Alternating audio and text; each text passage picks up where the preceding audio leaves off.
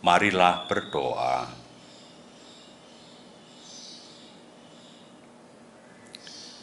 Allah Bapa yang murah hati, ajarilah kami berbuat baik, benar-benar berkat Yesus Putra manusia, Guru dan Tuhan kami. Ajarilah kami melaksanakan segala yang memperbesar dan mempersubur kebahagiaan sesama. Mohon rahmat dan berkat-Mu untuk Mbak Yuli Nugrahani yang berulang tahun perkawinan pada hari ini yang ke-20. Berkatilah keluarganya. Semoga kebahagiaan sukacita selalu mengiringi perjalanan kehidupan keluarga mereka. Juga saudara kami, Romo Thomas Jamlean yang berulang tahun, anugerahkanlah kesehatan, panjang usia dan kesetiaan dalam menghidupi panggilan imamatnya. Demi Yesus Kristus Putra-Mu Tuhan dan pengantara kami yang bersama dengan Dikau dan Roh Kudus Allah yang tunggal, kini dan sepanjang masa. Amin.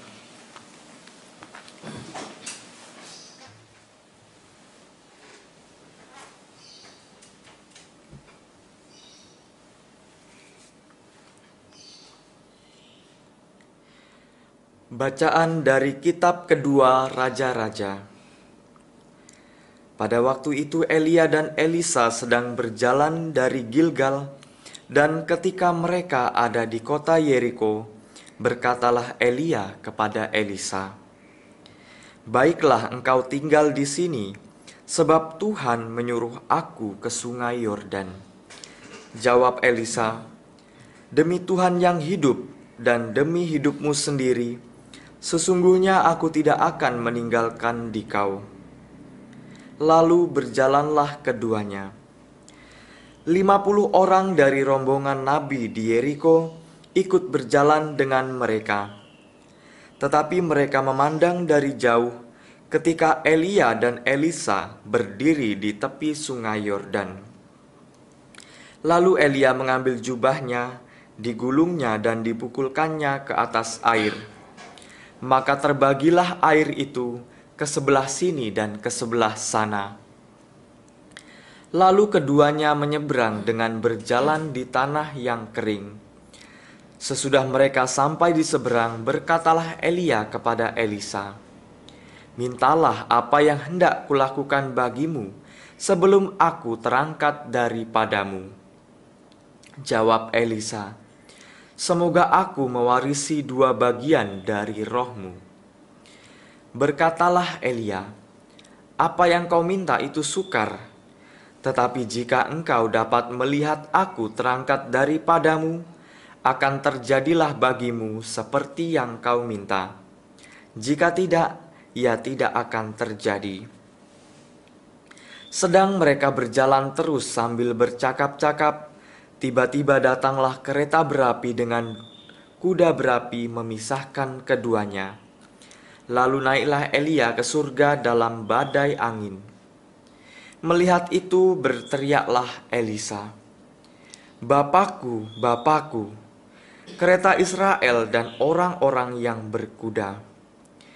Kemudian Elia tidak kelihatan lagi oleh Elisa.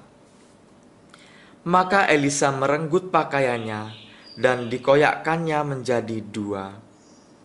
Sesudah itu ia memagut jubah Elia yang telah terjatuh. Lalu Elisa berjalan hendak pulang dan berdiri di tepi sungai Yordan. Dipukulkannyalah jubah Elia yang terjatuh itu ke atas air sambil berseru, "Di manakah Tuhan Allah Elia?" Maka terbagilah air itu ke sebelah sini dan ke sebelah sana, lalu Elisa menyeberang. Demikianlah sabda Tuhan. Syukur kepada Allah. Kuatkanlah dan teguhkanlah hatimu, hai kalian semua yang berharap kepada Tuhan. Kuatkanlah dan teguhkanlah hatimu, hai kalian semua yang berharap kepada Tuhan. Alangkah limpahnya kebaikanmu yang telah kau lakukan di hadapan manusia, bagi orang yang berlindung padamu. Kuatkanlah dan teguhkanlah hatimu, hai kalian semua yang berharap kepada Tuhan. Engkau menyembunyikan mereka dalam naungan wajahmu terhadap persekongkolan orang-orang. Engkau melindungi mereka dalam pondok terhadap perbantahan lidah. Kuatkanlah dan teguhkanlah hatimu, hai kalian semua yang berharap kepada Tuhan. Kasihanilah Tuhan, hai semua orang yang dikasihinya. Tuhan menjaga orang-orang yang setiawan, tetapi orang yang congkak diganjarnya dengan tidak tanggung-tanggung. Kuatkanlah dan teguhkanlah hatimu, hai kalian semua yang berharap kepada Tuhan. Alleluia, alleluia, alleluia. Alleluia, alleluia, alleluia. Barang siapa mengasihi aku, ia akan menaati sabdaku.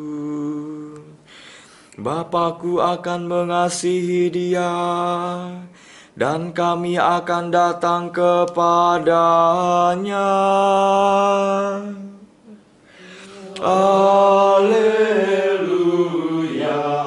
alleluia, alleluia.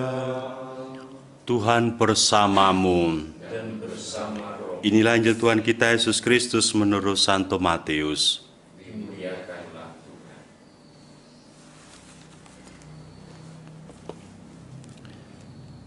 Dalam khotbah di bukit, Yesus bersabda, "Hati-hatilah, jangan sampai melakukan agamamu di depan orang, supaya dilihat, sebab jika demikian, kalian tak akan memperoleh upah dari Bapamu yang di surga." Jadi, apabila engkau memberikan sedekah, janganlah engkau mencanangkan hal itu seperti yang dilakukan orang-orang munafik di rumah-rumah ibadah dan di lorong-lorong, supaya dipuji orang. Aku berkata kepadamu, mereka sudah mendapat upahnya. Tetapi jika engkau memberi sedekah, janganlah tangan kirimu tahu apa yang hendak diperbuat tangan kananmu. Hendaklah sedekahmu itu diberikan dengan tersembunyi, maka Bapamu yang melihat yang tersembunyi akan membalasnya kepadamu. Dan apabila kalian berdoa, janganlah berdoa seperti orang munafik. Mereka suka mengucapkan doanya dengan berdiri dalam rumah-rumah ibadah dan di tikungan-tikungan jalan raya, supaya mereka dilihat orang. Aku berkata kepadamu, mereka sudah mendapat upahnya. Tetapi jikalau engkau berdoa, masuklah ke dalam kamarmu, tutuplah pintu, dan berdoalah kepada Bapamu yang ada di tempat tersembunyi, maka Bapamu yang melihat yang tersembunyi akan membalasnya kepadamu. Dan apabila kalian berpuasa, janganlah muram mukamu seperti orang munafik. Mereka mengubah air mukanya supaya orang melihat bahwa mereka sedang berpuasa. Aku berkata kepadamu, sesungguhnya mereka sudah mendapat upahnya. Tetapi apabila engkau berpuasa, minyakilah kepalamu dan cucilah mukamu, supaya jangan dilihat orang bahwa engkau sedang berpuasa, melainkan hanya oleh Bapamu yang ada di tempat tersembunyi. Maka Bapamu yang melihat yang tersembunyi akan membalasnya kepadamu. Demikianlah Injil Tuhan. Terpujilah Kristus.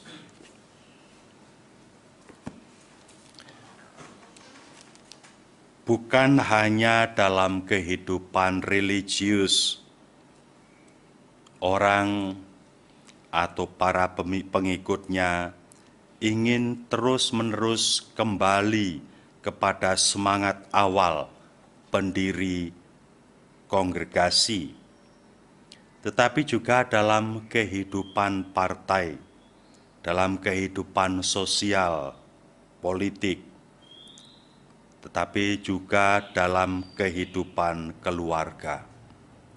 Orang ingin mencontoh, meneladani semangat hidup entah para pendiri atau juga terutama orang tua. Kita bangga kalau kita dapat berlaku baik seperti orang tua kita, seperti para katekis pendahulu pengajar agama kita, seperti para misionaris, seperti para pahlawan. Kita membaca dalam bacaan pertama tadi, Elisa mewarisi semangat hidup Elia. Tetapi kalau kita perhatikan dengan baik, ada 25 nabi sebetulnya yang mengikuti Elia.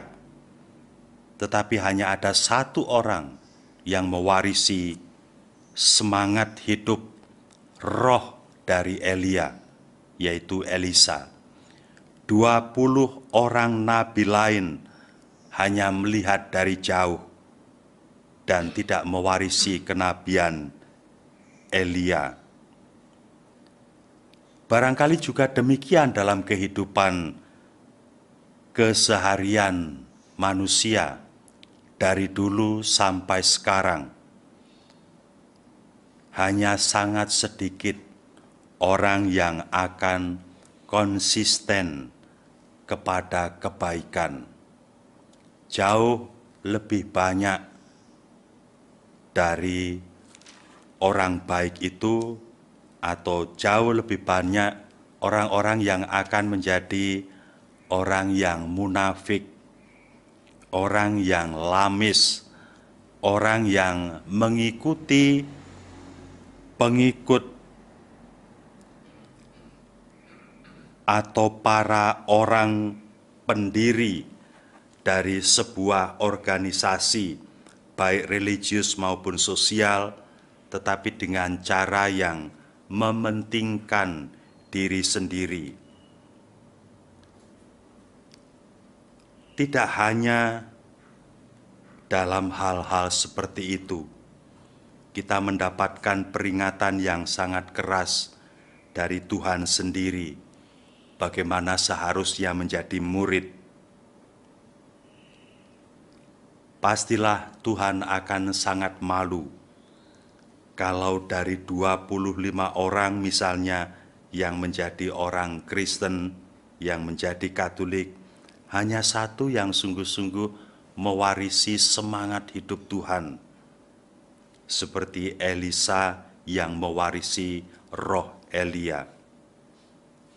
Bacaan-bacaan hari ini mari kita renungkan, kita refleksikan, dan kita jadikan dasar mengubah cara pandang, cara hidup kita, cara bertutur kata, bertingkah laku, dan bersikap, terutama di hadapan Tuhan sendiri yang tidak nampak dan di hadapan sesama kita yang nampak. Mari kita tulus mengikuti Tuhan sebagai murid-muridnya, sebagai pengikut-pengikutnya dengan setia. Mohon rahmat dan mewarisi roh Allah sendiri yang telah demikian maha rahim mengasihi manusia tulus dan tanpa pamrih, sampai bahkan rela mengorbankan dirinya untuk keselamatan kita. Tuhan memberkati kita. Amin.